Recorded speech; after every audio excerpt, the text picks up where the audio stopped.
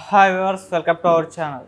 Hero Vijay Thalapathy గారి పైన heroine Namitha గారు పోటీ చేయబోతున్నారు. సో ఇది తమిళ రాజకీయాల్లో మరొక ఇంట్రెస్టింగ్ న్యూస్ అయితే బయటకు రావడం చూస్తున్నాం. మరి నమిత గారు ఓన్లీ విజయ్ దళపతి గారి పైన ఎందుకు పోటీ చేయాలనుకుంటున్నారు, మరి ఈ రైవలరీ ఏ విధంగా ఉండబోతుంది? సో ఇదే అంశం మీద డిస్కస్ చేయడానికి ప్రజెంట్ మనతో పాటు సీనియర్ జర్నలిస్ట్ జయదేవ్ గారు ఉన్నారు. వారితో ఒకసారి డిస్కస్ చేద్దాం. సార్ నమస్కారం. నమస్తే సార్, విజయ్ దళపతి గారు మరి ఆయన పార్టీ పెట్టడం రీసెంట్గా చూస్తున్నాం. అయితే ఇప్పుడు తనపై హీరోయిన్ నమిత గారు పోటీ చేస్తారని చెప్పేసి ప్రకటించడం చూస్తున్నాం. మరి ఎలా ఉంటుంది రైవలరీ? మీ ఒపీనియన్ సార్ దీనిపైన? విజయ్ గారు పార్టీ పెట్టడం అనేది కొంచెం ఆశ్చర్యము. అండ్ అవునా, అంటే అంత ఫాలోయింగ్ ఉంది, కానీ రజనీకాంత్ లాంటి సూపర్ స్టార్లు కూడా డ్రాప్ అయిపోయారు కదా.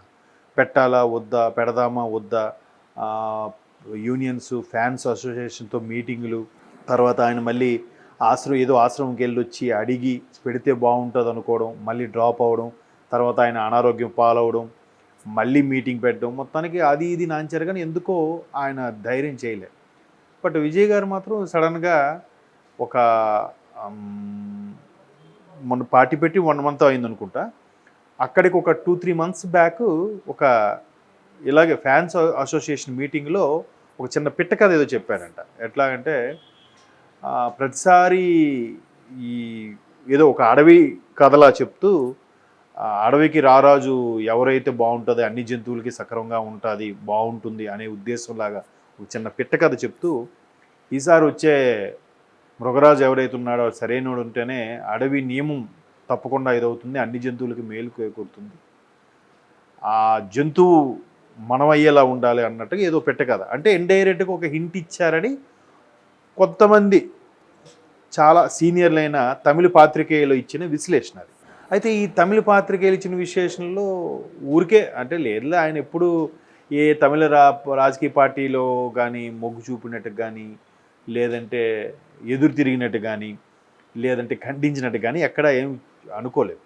కాకపోతే ఇటువంటి నేపథ్యం ఉన్న హీరో అజిత్ ఉండేవారంట. అజిత్ ఎలా అంటే కొంచెం జయలలిత గారికి బాగా ఫేవరు అయినప్పటికీ ఆయన జనరల్గా మొదట్లో తమిళ రాజకీయాలు ఎలా ఉండేవంటే, తమిళ రాజకీయాలు ఏదైనా పార్టీ క్యాన్వాసింగ్కి వెళ్ళినప్పుడు ఇండస్ట్రీ నుంచి కంపల్సరీగా ఏ ప్రభుత్వం లీడ్లో ఉంటే ఆ ప్రభుత్వం పిలిస్తే ఇండస్ట్రీకి చెందిన ప్రతి ఒక్క నటుడు ఎంత సీనియర్ అయినా వెళ్ళి క్యాన్వాసింగ్లో పార్టిసిపేట్ చేయాల్సిన పరిస్థితి ఉండేదంట.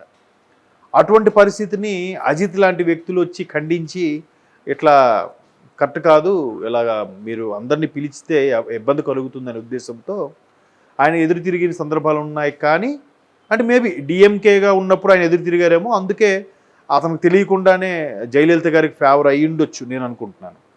కాకపోతే జయలలిత గారు చనిపోకపోతే అజిత్ గారు కూడా ఒక ఏఐడిఎంకే పార్టీలో సముచిత స్థానం ఉండేది అనే ఒక అభిప్రాయం. అయితే ఇవన్నీ వెరసి రజనీకాంత్ గారు లాంటి వాళ్ళు సైడ్ అయిపోయారు. బట్ కమల్ హాసన్ గారు పార్టీ పెట్టారు. బట్ ఇప్పుడు ఆయన కమల్ హాసన్ గారు డిఎంకేతో కలిసి రేపు సార్వత్రిక పార్లమెంటరీ ఎన్నికలకి బరిలో దిగబోతున్నారు. కమల్ హాసన్ గారు డిఎంకేతో కలిసి పోటీ చేయడం వల్ల పోనీ ఆయన కూడా రాజకీయాలు కావాలా వద్దా అనుకుని కొన్ని రకాల పరిస్థితుల్లో పెట్టాల్సి వచ్చింది. బట్ అంతకుముందు ఒక సూపర్ స్టార్ విజయకాంత్ గారు కూడా పార్టీ పెట్టారు. బట్ ఆయన ఎప్పుడు ప్రతిపక్షానికే పరిమితం అయ్యారు, కానీ ఒక ఎంజి రామచంద్రన్ గారి లాగా, లేదంటే ఒక కరుణానిధి గారి లాగా అంత ముఖ్యమంత్రి అయ్యే జయలలిత గారి లాగా ముఖ్యమంత్రి అయ్యే స్థాయికి అయితే వెళ్ళలేకపోయారు. పాప దురదృష్టవశాత్తు రీసెంట్గా విజయకాంత్ గారు మరణించారు.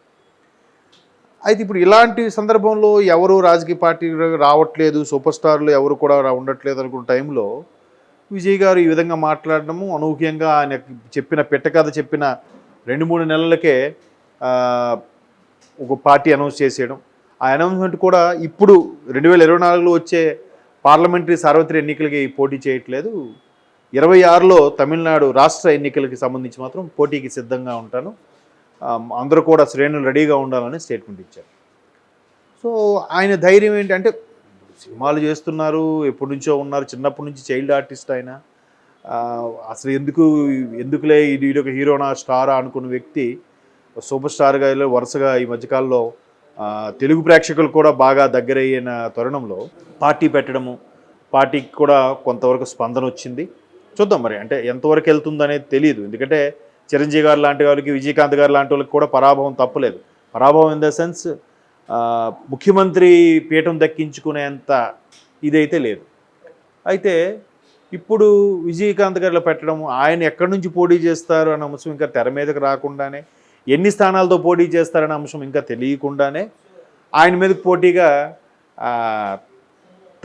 ఒక విధంగా తమిళ ఇండస్ట్రీలో దేవత అనుకోవచ్చు నమిత గారిని. ఎందుకంటే ఇండియన్ స్క్రీన్ మీదే మొట్టమొదటిసారిగా ఒక హీరోయిన్కి గుడి కట్టారంటే ఖుష్బు గారు కదా, ఫస్ట్ టైం ఖుష్బు గారికే గుడి కట్టారట. అంటే ఈ ఇండియన్ స్క్రీన్ ఎక్కడ కూడా ఎవరికి అంటే అంతగా ఆరాధించేవారట ఖుష్బుని. తరువాత ఆ స్థాయిలో ఆరాధించిన హీరోయిన్ నమిత గారినని తమిళ ఇండస్ట్రీ వర్గాలు చెప్తుంటే, తమిళ మీడియా కూడా చాలా వరకు నమిత గారి గురించి రాసుకొచ్చింది. సో అటువంటి నమిత గారికి మళ్ళీ గుడి కట్టారట చెన్నైలో. సో ఇప్పుడు ఆ నమిత గారు విజయ్కి పోటీ చేస్తారంటున్నారు. అంటే ఒక పెద్ద తలకాయతో ఢీ కొడితే పరాభవమైన ఒక పేరు వస్తుంది, ఆవిడ ధైర్య సాహసాలు మెచ్చుకుంటారని అవ్వచ్చు. లేదా ఆమె ఏ పార్టీ, ఇప్పుడు విజయ్ గారు పెట్టిన పార్టీ తరఫున నేను పోటీ చేస్తే ఖచ్చితంగా డిఎంకే కానీ ఏఐడిఎంకే కానీ ఏదో డిఎంకే ప్రభుత్వం అదే ఉంది కాబట్టి, స్టాలిన్ గారి ప్రభుత్వం ఉంది కాబట్టి మేబీ డిఎంకే గారి తరఫున పోటీ చేసింది అనుకోండి నమిత, గెలిచినా ఓడినా ఆ ఖ్యాతి వేరు ఉంటుంది కదా. సో అటువంటి నమ్మకంతో అటువంటి స్టేట్మెంట్ వచ్చేలాగా ఆమె దిగబోతుంది. గతంలో వీళ్ళిద్దరూ సినిమా కూడా చేసినట్టున్నారు. ఆ విజయ్ గారి సినిమాల్లో 2-3 ఐటమ్ సాంగ్స్ చేశారు, సినిమా హీరోయిన్గా కూడా చేశారు. అనాగియా అని, అది జడ్ అని ఉంటుంది, బట్ వాళ్ళు మనకి 4 ఉంటాయి నా అని, బట్ వాళ్ళకి 4-3 ఉంటాయి. అది అనాగియా అనేదో తమిళ సినిమా. శ్రియా ఒక హీరోయిన్, ఈమె ఒక హీరోయిన్, అందులో విజయ్ డ్యూయల్ రోల్గా చేశారు. సో మేబీ అంటే సినిమా వేరు ఇది వేరు, బట్ ఆవిడకి అంత ఇమేజ్ ఉంది. తర్వాత ఆవిడ చాలా ఫ్యాటీగా తయారయ్యారు, సినిమాలు కూడా తగ్గిపోయాయి. బట్ ఆవిడకి ఎందుకో అసలు మరి ఆవిడ అందం నచ్చో ఆవిడ యాక్షన్ నచ్చో తెలియదు కానీ ఇండియన్ స్క్రీన్ మీద కూడా ఆవిడ ఖుష్బు గారి తర్వాత గుడి కట్టిన హీరోయిన్ ఎవరైనా ఉన్నారంటే నమిత గారికి. తర్వాత రీసెంట్గా హన్సిక గారికి కూడా, హన్సిక ఉన్నారు కదా దేశ్ముదురి హీరోయిన్, ఆవిడకి కూడా గుడి కట్టారని విన్నాను. బట్ ఖుష్బు తర్వాత మళ్ళీ నమిత గారికి ఎక్కువ నేమ్ ఉండేది. బట్ అలాంటిది తలపతి విజయ్ గారి మీద పోటీ చేయడం అనేది ఆవిడ ఎందుకు అలా పూనుకున్నారో, లేదంటే మనకి తమిళ ఇండస్ట్రీ గురించి పూర్తిగా తెలియదు కాబట్టి, గతంలో ఇప్పుడు ఎలాగా మనకి రోజా గారికి కమల్ హాసన్ గారికి ఎలాగైతే కోల్డ్ వార్లు నడిచాయో మీడియాలో, అలాగే వీళ్ళకి మీరు కోల్డ్ వార్లు నడిచాయేమో తెలీదు. మేబీ అట్లాంటి ఇండస్ట్రీకి సంబంధించి ఏమైనా ఉన్నా కానీ, లేదంటే కొంతమంది లేదా ఆయన నాకు చాలా ఇష్టం అందుకే ఆయన మీదే పోటీ చేస్తానని చెప్పేవాళ్ళు కూడా ఉన్నారు. వర్మ గారు మన దగ్గర ఏమంటారు, నాకు పవన్ కళ్యాణ్ అంటే చాలా ఇష్టం అంటుంటారు. పవన్ కళ్యాణ్ గారిని బద్నాం చేసేలాగే అన్ని స్టేట్మెంట్లు ఇండెడ్గా ఇస్తూ ఉంటారు. సో మరి ఆవిడ ఎందుకు అలా డిసైడ్ చేశారో చూద్దాం. మరి 2026 అంటే మధ్యలో ఇంకో 2 ఇయర్సే ఉంది. తమిళనాడు ఎన్నికల్లో ఆయన ఎక్కడి నుంచి పోటీ చేస్తే అక్కడి నుంచి పోటీ చేయడానికి సిద్ధంగా ఉన్నారని స్టేట్మెంట్ ఇచ్చారు. మేబీ ఆవిడ వెనక ఎవరి నుండి ఇప్పించారా, ఇప్పటి నుంచి ఆయన్ని గ్రాఫ్ తగ్గించడానికి ఇటువంటి ప్రయత్నాలు జరుగుతున్నాయో ఏమో చూడాలి. మరి ఇంకోటి ఏంటంటే విజయ్ గారికి కొంచెం మైనస్ ఏంటంటే కమ్యూనిటీ. ఆయన విజయ్ యాంటోనీ ఏదో సంథింగ్ అది పేరు, క్రిస్టియన్ యాక్చువల్గా ఆయన. సో ఆ పరంగా కొంత మైనస్ ఉంది.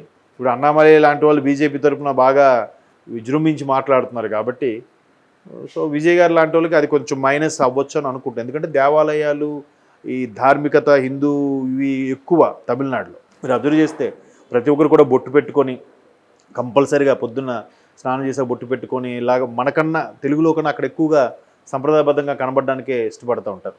ఈవెన్ అమ్మాయిలు కూడా జీన్సు టీ షర్ట్ వేసుకున్నా కూడా జడ వేసుకుని పువ్వులు పెట్టుకోవడం, కొన్ని రకాల పద్ధతులు ఇప్పటికీ ఫాలో అవుతుంటారు వాళ్ళు. సో ఆ పరంగా కాస్త విజయ్ గారికి మైనస్ అవ్వచ్చు అని అనుకుంటున్నాను. చూద్దాం మరి, ప్రజలు ఒకసారి ఛాన్స్ ఇస్తే ఈయన ఎలా పరిపాలిస్తాడో చూద్దాం అనుకుని కూడా అవ్వచ్చు కదా. అలా అనుకుంటే ఆయన మీద ఈవిడ పోటీ చేస్తుంది. ఎందుకంటే ఈవిడ కూడా ఎంత కాన్ఫిడెన్స్ లేకపోతే, తమిళ ప్రజలు నన్ను ఎంతగా ఆదరిస్తారు అనే నమ్మకం ఆవిడకి లేకపోతే ఆవిడంతా విజయ్ గారి మీద పోటీ చేసే ధైర్యం రాదు కదా. ఈ బ్యాక్ బోన్ ఏంటన్నది ఇంకా రాబోయే రోజుల్లో ఎవరు సపోర్ట్ ఉంది, ఎవరు సపోర్ట్ ఈవిడ ఎలాగవుతుందని మనం కూలంకషంగా చర్చించుకోవచ్చు.